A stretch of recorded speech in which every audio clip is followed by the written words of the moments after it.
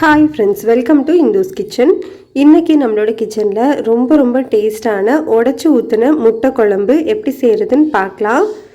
இதை பார்க்குறதுக்கு முன்னாடி இந்துஸ் கிச்சனை சப்ஸ்கிரைப் பண்ணாதவங்க சப்ஸ்கிரைப் பண்ணிக்கோங்க. கூடவே பெல் பட்டனையும் கிளிக் பண்ணிவிட்டு ஆளுங்கிற பட்டனையும் கிளிக் பண்ணிக்கோங்க. அப்போது தான் நம்ம போடுற வீடியோஸ் எல்லாமே உடனே உங்களுக்கு வரும். முட்டை குழம்பு செய்கிறதுக்கு ஃபர்ஸ்ட் ஒரு கடாயில் 2 டேபிள் ஸ்பூன் அளவு எண்ணெய் சேர்த்து சூடுபடுத்திக்கலாம். எண்ணெய் சூடானதுக்கு அப்புறமா 2 சின்ன சைஸ் பட்டை, 1/4 டீஸ்பூன் அளவு சோம்பு, கொஞ்சமாக கறிவேப்பிலை சேர்த்து தாளிச்சிக்கலாம். இது கூட ஒரு 8 சின்ன வெங்காயத்தை கல் உரலில் இந்த மாதிரி இடிச்சிட்டு சேர்த்துக்கோங்க. இப்படி நம்ம இடிச்சிட்டு சேர்க்கும் போது டேஸ்ட் ரொம்பவே நல்லாயிருக்கும். இது கூட 6 பல்லு பூண்டு, 1/2 இன்ச் அளவு இஞ்சி, அதையும் கல் உரலில் இந்த மாதிரி இடிச்சிட்டு சேர்த்துக்கலாம். இப்போ இது ரெண்டையுமே ஒரு 2 நிமிஷத்துக்கு நல்லா வதக்கி விட்டுக்கோங்க.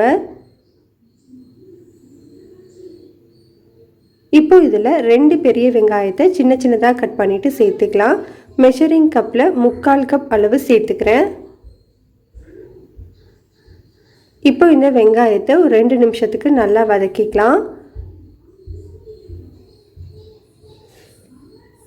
இப்போ இதில் 2 மீடியம் சைஸ் தக்காளியை மிக்சியில் நல்ல ஸ்மூத்தான பேஸ்ட்டாக அரைச்சிட்டு சேர்த்துக்கலாம். இந்த மாதிரி தக்காளியை நம்ம அரைச்சி சேர்க்கும்போது குழம்பு நல்லா திக்காக கிடைக்கும் நமக்கு.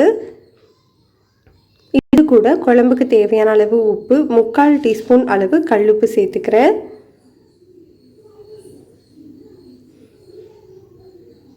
இப்போ இந்த தக்காளியோட பச்சை வாசனை போகிற வரைக்கும் நல்லா வதக்கிக்கலாம். ஸ்டவ்வை மீடியம் ஹீட்லேயே வச்சு வதக்கிக்கோங்க.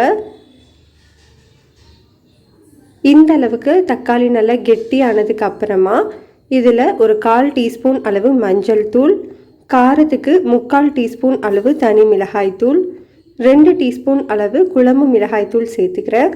குழம்பு மிளகாய் தூளோட லிங்க் டிஸ்கிரிப்ஷன் பாக்ஸில் இருக்குது. உங்களுக்கு விருப்பம் இருந்ததுன்னா நீங்கள் செக் பண்ணி பார்த்துக்கோங்க. உங்ககிட்ட குழம்பு மிளகாய் தூள் இல்லை அப்படின்னா 1 டீஸ்பூன் அளவு தனி மிளகாய் தூள், 2 டீஸ்பூன் அளவு மல்லித்தூள் சேர்த்துக்கோங்க. இப்போ இந்த தூளோட பச்சை வாசனை போனதுக்கு அப்புறமா இதில் ஒரு 1/2 கப் அளவு தண்ணி சேர்த்துக்கலாம். மெஷரிங் கப்பில் 1/2 கப் அளவு தண்ணி சேர்த்துக்கிறேன். இப்போ இதை நல்லா மிக்ஸ் பண்ணி விட்டுக்கோங்க. ஸ்டவ்வை மீடியம் ஹீட்டில் வச்சுட்டு ஒரு 3லேருந்து 4 நிமிஷத்துக்கு நல்லா கொதிக்கட்டும். அதுக்குள்ளே நம்ம ஒரு தேங்காய் விழுது அரைச்சிக்கலாம். ஒரு மிக்சி ஜாரில் மெஷரிங் கப்பில் 1/2 கப் அளவு துருவின தேங்காய், 1/2 டீஸ்பூன் அளவு சோம்பு சேர்த்துக்கிறேன். இப்போ இதில் கொஞ்சமாக தண்ணி ஊற்றி நல்லா ஸ்மூத்தான பேஸ்ட்டாக அரைச்சிக்கலாம். இப்போ இந்த அரைச்ச தேங்காய் விழுதை நம்ம குழம்புல சேர்த்துக்க போகிறோம். தேங்காய் சேர்க்குறது அப்படிங்கிறது ஆப்ஷனல் தான். உங்களுக்கு விருப்பம் இருந்ததுன்னா நீங்கள் தேங்காய் விழுதை சேர்த்துக்கலாம்.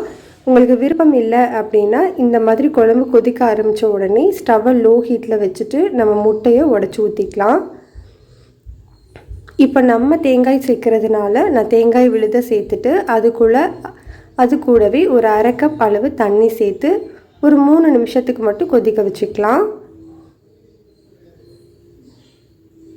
தேங்காய் சேர்த்து ஒரு கொதி வந்ததுக்கப்புறமா ஸ்டவ்வை லோ ஹீட்டில் வச்சுட்டு முட்டையை நம்ம உடச்சி ஊற்றிக்கலாம். முட்டை உடச்சி ஊற்றும் போது ஸ்டவ்வை லோ ஹீட்டில் தான் வச்சுக்கணும். அதே மாதிரி கொஞ்சம் குழம்புக்கு பக்கத்தில் எடுத்துகிட்டு போய் ஊற்றி விட்டுக்கோங்க. அந்த முட்டையோட மஞ்சள் கரு கொஞ்சம் ஷேப் மாறாமல் ஊற்றுறீங்க அப்படின்னா நம்மளுக்கு முட்டையே ரொம்ப அழகான ஷேப்பில் கிடைக்கும். நான் இன்றைக்கி மொத்தமாக 5 முட்டை ஊற்றிருக்கேன். இப்போ நம்ம ஸ்டவ்வை லோ ஹீட்லேயே வச்சுட்டு இதை ஒரு மூடி போட்டு ஒரு 10 நிமிஷம் அப்படியே விட்டுறலாம். லோ ஹீட்டில் நம்மளுக்கு முட்டை வேகும்போது தான் அந்த ஷேப் மாறாமல் கிடைக்கும். சாப்பிட்றதுக்கும் நல்லா டேஸ்ட்டாக இருக்கும். இப்போ ஒரு 10 நிமிஷத்துக்கு அப்புறமா பாருங்கள், நம்மளுக்கு சூப்பராக முட்டை எல்லாமே நல்லா வெந்துருச்சு. பாருங்கள், ஷேப் எதுவுமே மாறாமல் அப்படியே இருக்கும். சாப்பிட்றதுக்கு ரொம்பவே டேஸ்ட்டாக இருக்கும். இந்த நேரத்தில் நம்ம பொடியான இருக்குன்னு கொத்தமல்லி இலைகளை தூவிட்டு ஸ்டவ் ஆஃப் பண்ணிக்கலாம். அவ்வளோதான், ரொம்ப டேஸ்டான உடச்சி ஊற்றுற முட்டை குழம்பு ரெடி. இது சாதம், இட்லி, தோசை, சப்பாத்தியோட ரொம்பவே நல்லாயிருக்கும். கண்டிப்பாக ட்ரை பண்ணி பாருங்கள். பிடிச்சிருந்தால் லைக் பண்ணுங்கள், ஷேர் பண்ணுங்கள், கமெண்ட் பண்ணுங்கள், சப்ஸ்கிரைப் பண்ணிக்கோங்க.